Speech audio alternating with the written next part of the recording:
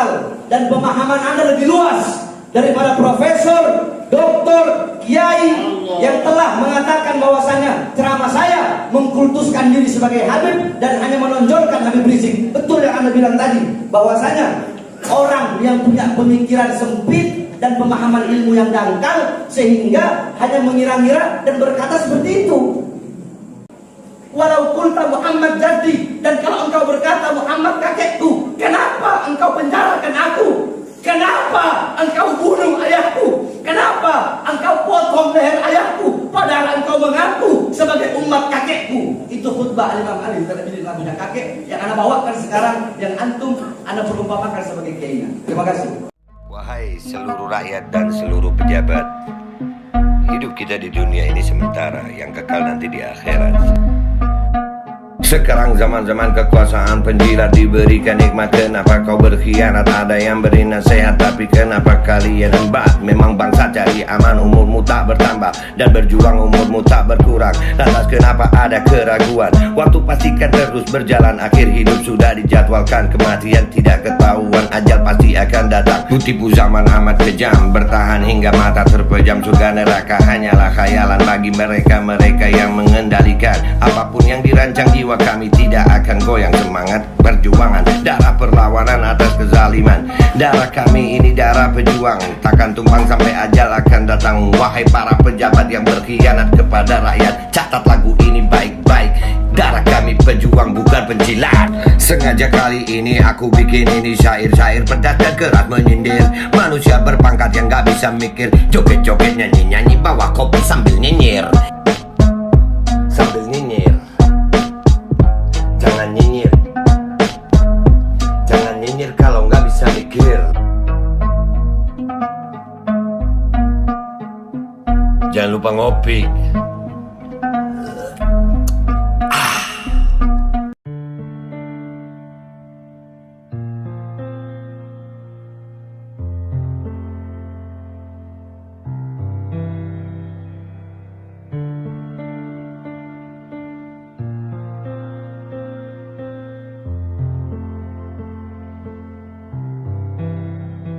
Antum tahu?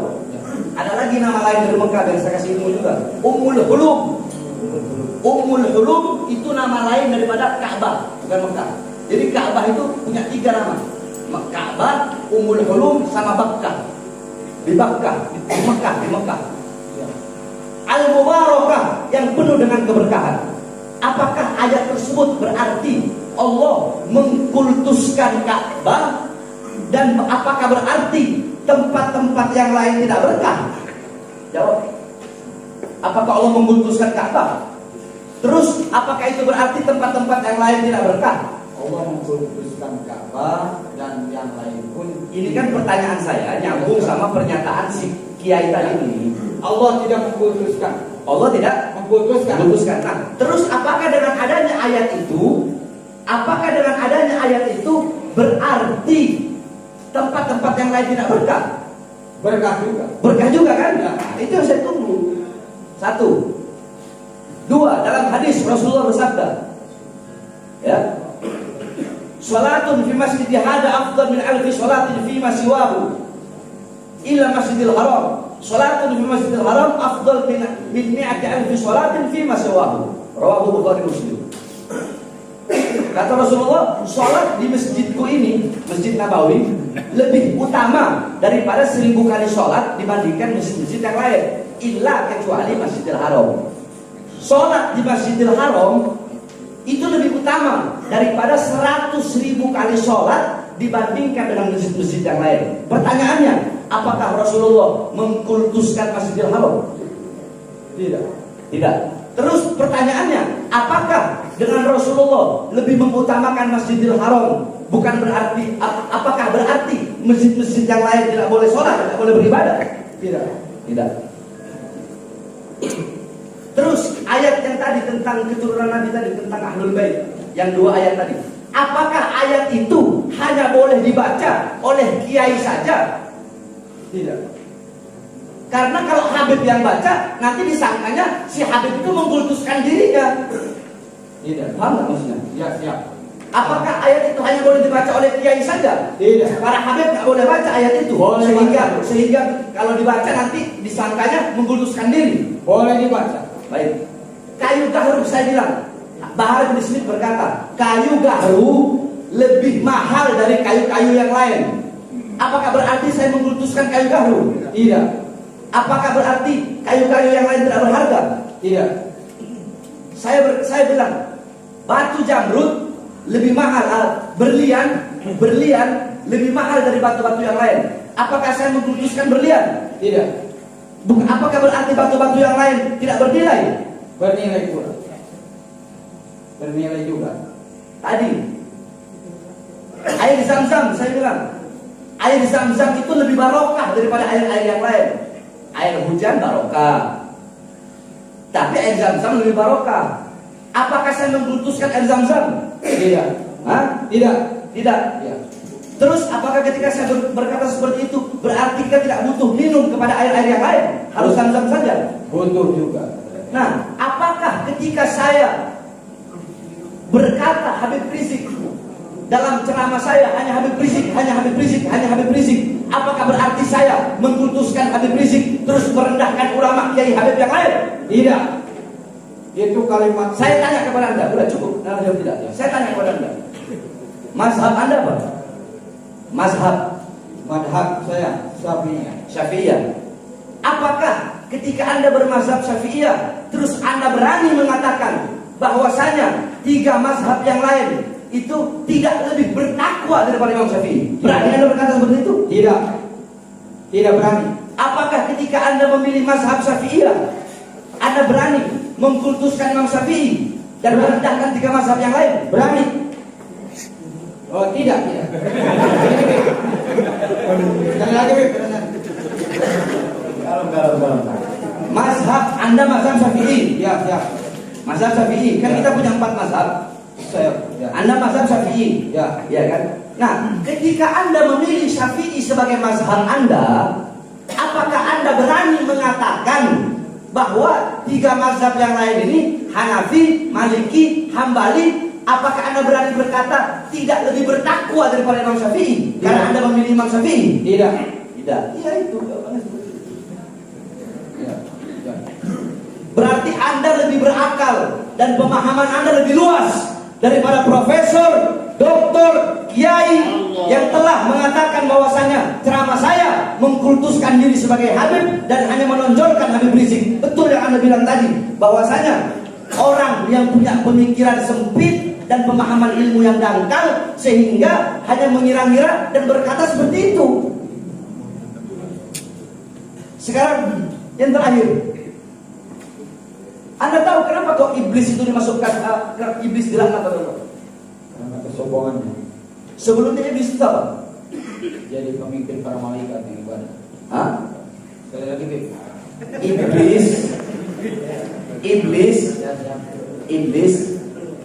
Iblis itu sebelum dilaknat siapa dia?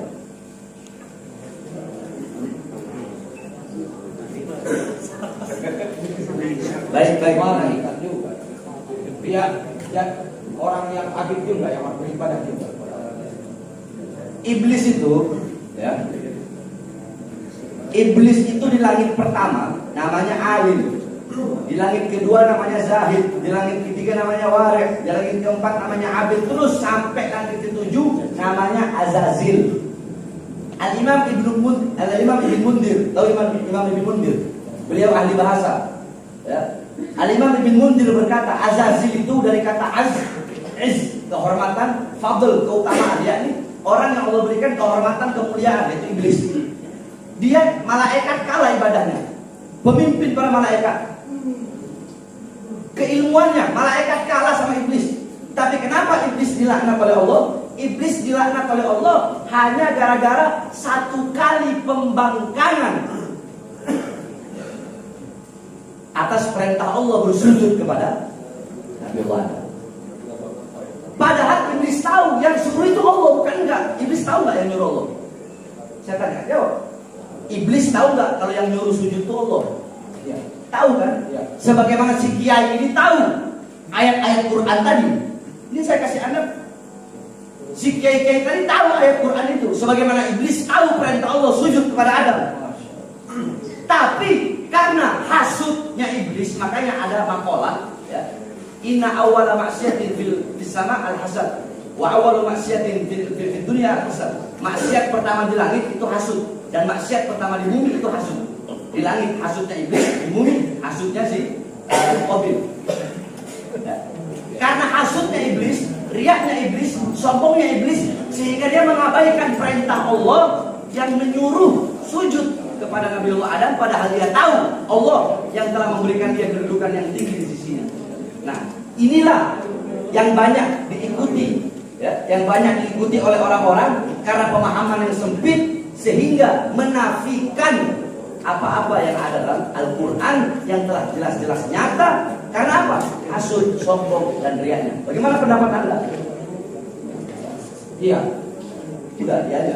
Jadi kalau tadi pengacara ngomong, Anda banyak ngeluarin dalil. Kalau Anda ngomong, Anda nggak ngeluarin dalil. Apa yang sudah bisa saja jadi hilang.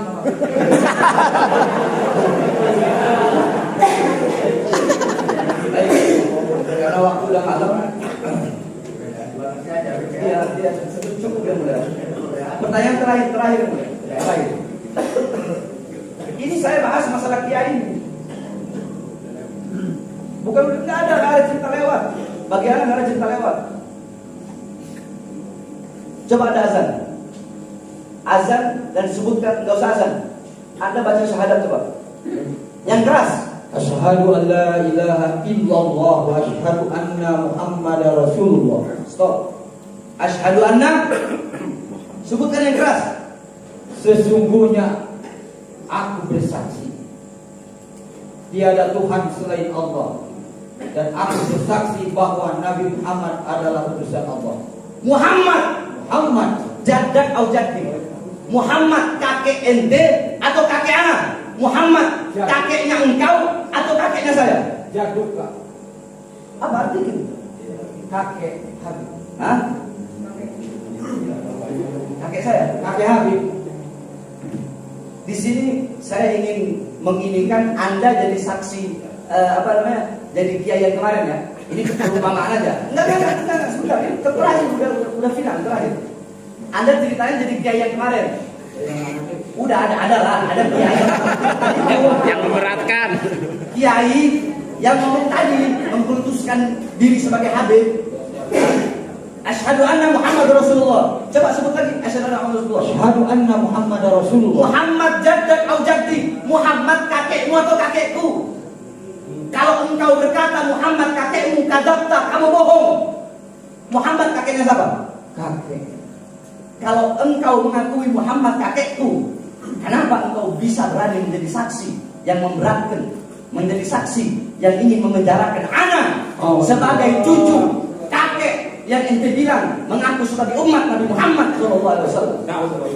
Itu adalah khutbah anak punya kakek Al-Imam Ali Zainal Abidin di hadapan Yazid. Ketika Yazid sudah kacau balau, Yazid bilang azan untuk menghentikan khutbahnya, untuk menghentikan pernyataan Imam Ali Zainal Abidin. Tiba-tiba ketika khutbah, ketika azan sampai dia asyhadu anna Muhammadar Rasulullah. Apa kata Yazid? Apa kata Imam Ali Zainal Abidin? Ya Yazid, Muhammad jaddak atau jaddi? Yazid, Muhammad kakekmu atau kakekku? Lau qulta Muhammad jaddak kadzabta faqad kafarta. Kalau kau bilang Muhammad kakekmu, maka engkau telah berdusta dan engkau keluar dari agamamu. Walau qulta Muhammad jaddi, dan kalau engkau berkata Muhammad kakekku, kenapa engkau penjarakan aku? Kenapa engkau bunuh ayahku? Kenapa engkau potong leher ayahku? Padahal engkau mengaku sebagai umat kakekku. Itu khutbah Imam Ali Zainal Abidin punya kakek yang Anda bawakan sekarang, yang antum Anda perumpamakan sebagai kiainya. Terima kasih. Assalamualaikum warahmatullahi wabarakatuh guys. Gue dapet kiriman kaos nih, keren ya. Tulisannya Pure Blood, ada dua warna ya, ada warna hitam tulisan putih dan warna putih tulisan merah. Bahan kainnya enak dan ini dari pureblood.forever ya. Ini akun IG-nya, langsung kalian follow IG-nya, Instagram-nya, dan kalian bisa pesan di situ ya. Dan itu katanya hasil penjualannya bisa dibantukan untuk perjuangan kita melawan mandatory vaksin. Stay healthy, stay pure blood, Stop mandatory vaksin. Merdeka. Allahu Akbar.